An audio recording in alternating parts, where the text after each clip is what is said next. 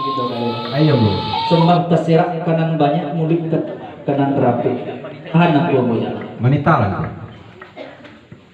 Undang pituah dinantuo papatah luak nan tigo gurindam caro minang kamu.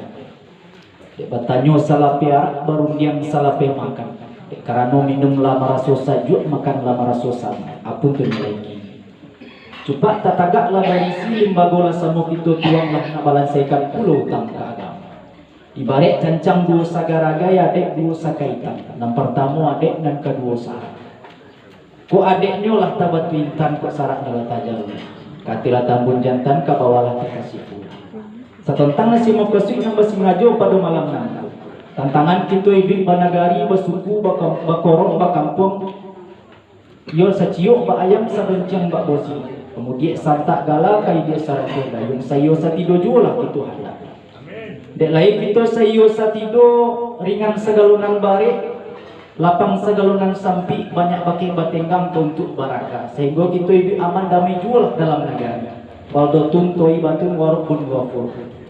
Di bawah naungan ridho Allah yang Maha Kuasa jualah anda. Sepanjang curai paparan aku nang tiba ke hadapan aku, yo minta dipati jo doa selamat. Selamat kita hidup ati dunia, selamat puluh aruh nan tua-tua kita na mencocam na malate nagari nangku. Yo nak papancarian aku tentang itu. Sampai? Sampai dah aku lima kayo. Sekilo-kilo. Mendengar kato nan datang dari aku, ibarat batu tua lambo danga ibarat mengaji lambo simak. Lajale ujui jo maknanya lah nyato paham jo tujuan. Tapi semantang pun mbak itu, dek karano 20 na menurut undang, tagah dek duduk dalam rapek limbago basidang dalam madek tali batali dalam undang. Ujui nak samu kasui tayi nak satarimo tantangan panita nangku tadi nak balansekan pulau utang kagamu. Dan sekarang kau gini, kok meminta kanan punyo bakandak kanan nado bakawu kanan karame dek karano doa kadibajo. Nak ambo layangkan pandang kanan jauh dicalikan tukik kanan ampe bapak cari nambo sementara menanti aku seperti kau.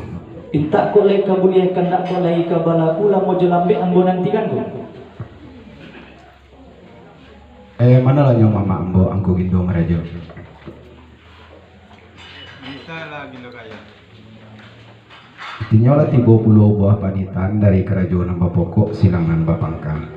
Tunang menjadi buah panitannya. Cupak tatagak lah berisi limbagola samo kita tuang. Kini nak dilansekan pulau utang kagamu. De ambo lainan kamarusuh. Salah tukang binaso kayu, salah malin binaso adik, salah cadik binaso adik.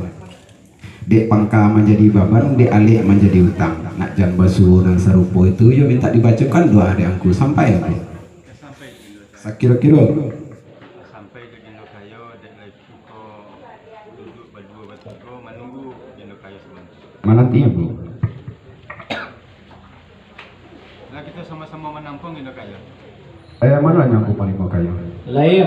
Artinya teraduk kebenaran angku nanti limpah kepada ambo. Ambo lah bebawa bakatu bayu bajalan juga malah tunang menjadi buah panitahannya. Insyaallah lah dibacon doa ada angku gindo menampung itu sama-sama kok. Yo sama menampung kok.